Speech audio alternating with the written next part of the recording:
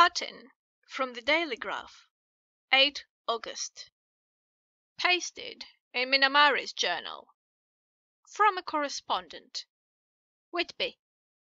One of the greatest and suddenest storms of record has just been experienced here, with results both strange and unique. The weather had been somewhat sultry, but not to any degree uncommon in the month of August.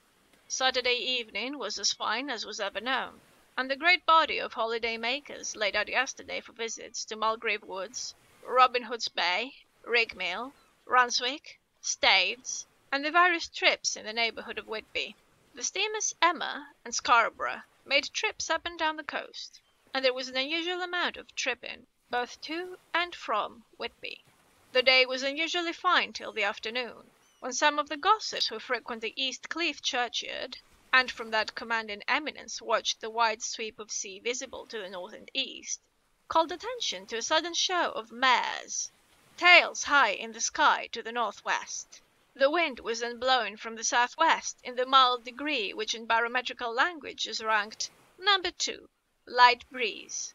The coast guard on duty at once made report, and one old fisherman, who for more than half a century has kept watch on weather signs from the East Cliff, foretold in an emphatic manner the coming of a sudden storm.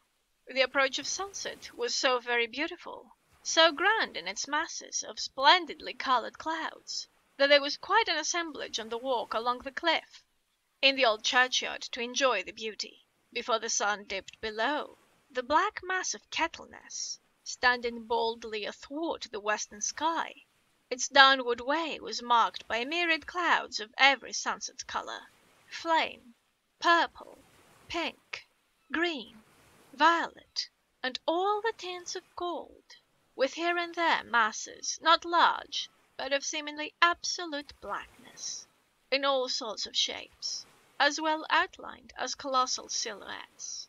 The experience was not lost on the painters, and doubtless some of the sketches of the Prelude to the Great Storm will grace the R.A. and R.I. walls in May next. More than one captain made up his mind then and there that his cobble, or his mule, as they termed the different classes of boats, would remain in the harbour till the storm had passed. The wind fell away entirely during the evening, and at midnight there was a dead calm, a sultry heat, and that prevailing intensity which, on the approach of thunder, affects persons of a sensitive nature. There were but few lights in sight at sea, for even the coasting steamers, which usually hug the shore so closely, kept well to seaward, and but few fishing boats were in sight. The only sail noticeable was a foreign schooner with all sails set, which was seemingly going westwards. The foolhardiness or ignorance of her officers was a prolific theme for comment whilst she remained in sight, and efforts were made to signal her to reduce sail in face of a danger. Before the night shut down, she was seen with sails idly flapping, as she gently rolled on the undulating swell of the sea, as idle as a painted ship upon a painted ocean.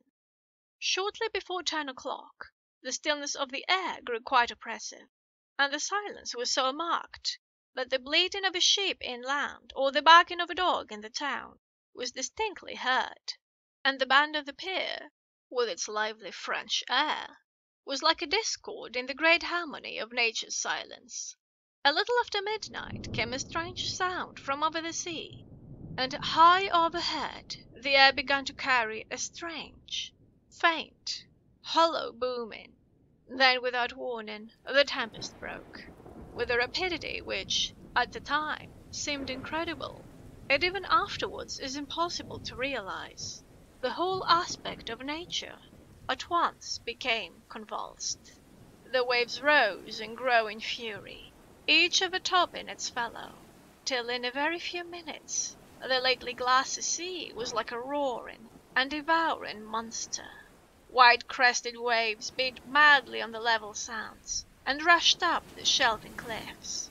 Others broke over the piers, and with their spume swept the lanthorns of the lighthouses which rise from the end of either pier of Whitby harbour. The wind roared like thunder, and blew with such force that it was with difficulty that even strong men kept their feet. or clung with grim clasp to the iron stanchions. It was found necessary to clear the entire piers from the mass of onlookers, or else the fatalities of the night would have been increased manifold. To add to the difficulties and dangers of the time, masses of sea fog came drifting inland, white, wet clouds, which swept by in ghostly fashion, so dank and cold that it needed but little effort of imagination to think that the spirits of those lost at sea were touching their living brethren with the clammy hands of death, and many a one shuddered as the wreaths of sea mist swept by. At times the mist cleared, and the sea for some distance could be seen in the glare of the lightning, which now came thick and fast, followed by such sudden peals of thunder that the whole sky overhead seemed trembling under the shock of the footsteps of the storm. Some of the scenes thus revealed were of immeasurable grandeur and of absorbing interest.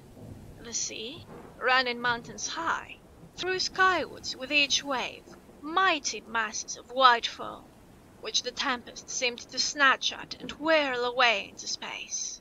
Here and there a fishing boat with a rag of sail running madly for shelter before the blast, and now and again the white wings of a storm-tossed sea-bird. On the summit of the east cliff, the new searchlight was ready for experiment, but had not yet been tried. The officers in charge of it got it into working order, and in the pauses of the inrushing mist swept with it the surface of the sea. Once or twice its service was most effective, as when a fishing boat, with gunwale under water, rushed into the harbour, able, by the guidance of the sheltering light, to avoid the danger of dashing against the piers. As each boat achieved the safety of the port, there was a shout of joy from the mass of people on shore, a shout which for a moment seemed to cleave the gale, and was then swept away in its rush. Before long, the searchlight discovered some distance away a schooner with all sails set, apparently the same vessel which had been noticed earlier in the evening. The wind had by this time backed to the east, and there was a shudder amongst the watchers on the cliff as they realized the terrible danger in which she now was.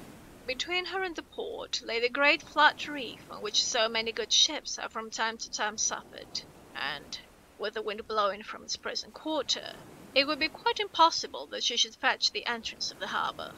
It was now nearly the hour of high tide, but the waves were so great that in their troughs the shallows of the shore were almost visible, and the schooner, with all sails set, was rushing with such speed that, in the words of one old salt, she must fetch up somewhere, if it was only in hell. Then came another rush of sea fog, greater than any hitherto, a mass of dank mist, which seemed to close on all things like a grey pall, and left available to man only the organ of hearing, for the roar of the tempest, and the crash of the thunder, and the booming of the mighty billows came through the damp oblivion even louder than before. The rays of the searchlight were kept fixed on the harbour mouth, across the east pier, where the shock was expected, and men waited breathless. The wind suddenly shifted to the northeast, and the remnant of the sea fog melted in the blast. And then, mirabile dictu, between the piers, leaping from wave to wave as it rushed at headlong speed, swept the strange schooner before the blast, with all sails set, and gained the safety of the harbour. The searchlight followed her, and a shudder ran through all who saw her, for lashed to the helm was a corpse, with drooping head, which swung horribly to and fro at each motion of the ship. No other form could be seen on deck at all. A great awe came on all, as they realized that the ship, as if by a miracle, had found the harbour, unsteered save by the hand of a dead man. However, all took place more quickly than it takes to write these words. The schooner posed not, but rushing across the harbour, pitched herself on that accumulation of sand and gravel, washed by many tides and many storms into the southeast corner of the pier jutting under the east cliff, known locally as Tate Hill Pier. There was of course a considerable concussion as the vessel drove up on the sand heap. Every spar, rope, and stay was strained, and some of the top hammer came crashing down.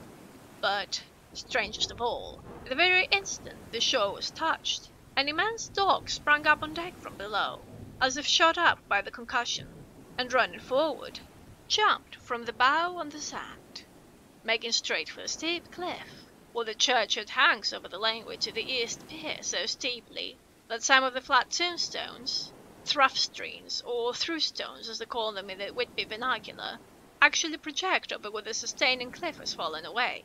It disappeared in the darkness, which seemed intensified, just beyond the focus of the searchlight. It so happened that there was no one at the moment on Tate Hill Pier, as all those whose houses are in close proximity were either in bed or were out on the heights above. Thus the coast guard on duty on the eastern side of the harbour, who at once ran down to the little pier, was the first to climb on board. The men working the searchlight, after scouring the entrance of the harbour without seeing anything, then turned the light on the derelict and kept it there. The coast guard ran aft, and when he came beside the wheel, bent over to examine it, and recoiled at once, as though under some sudden emotion. This seemed to pique general curiosity, and quite a number of people began to run. It is a good way round from the West Cliff by the drawbridge to Tate Hill Pier, but your correspondent is a fairly good runner, and came well ahead of the crowd. When I arrived, however, I found already assembled on the pier a crowd, whom the coast guard and police refused to allow to come on board. By the courtesy of the chief bowman, I was, as your correspondent, permitted to climb on deck, and was one of a small group who saw the dead seaman, whilst actually lashed to the wheel. It was no wonder that the coast guard was surprised, or even awed, for not often can such a sight have been seen. The man was simply fastened by his hands, tied one over the other, to a spoke of the wheel. Between the inner hand and the wood was a crucifix, the set of beads on which it was fastened being around both wrists and wheel, and all kept fast by the binding cords. The poor fellow may have been seated at one time, but the flapping and buffeting of the sails had walked through the rudder of the wheel, and dragged him to and fro, so that the cords with which he was tied had cut the flesh to the bone. Accurate note was made of the state of things, and a doctor, Surgeon J. M. Caffin, of 33, East Elliot Place, who came immediately after me, declared, after making examination, that the man must have been dead for quite 2 days. In his pocket was a bottle, carefully corked, empty save for a little roll of paper, which proved to be the addendum to the log. The coast guard said the man must have tied up his own hands, fastening the knots with his teeth. The fact that the coast guard was the first on board may save some complications later on in the Admiralty Court, for coast guards cannot claim the salvage which is the right of the first civilian entering on a derelict. Already, however, the legal tongues are wagging, and one young law student is loudly asserting that the rights of the owner are already completely sacrificed, his property being held in contravention of the statutes of Maine, since the tiller, as emblemship, if not proof, of delegate possession, is held in a dead hand. It is needless to say that the dead steersman has been reverently removed from the place where he held his honourable watch and ward till death, a steadfastness as noble as that of the young Casabianca, and placed in the mortuary to await inquest.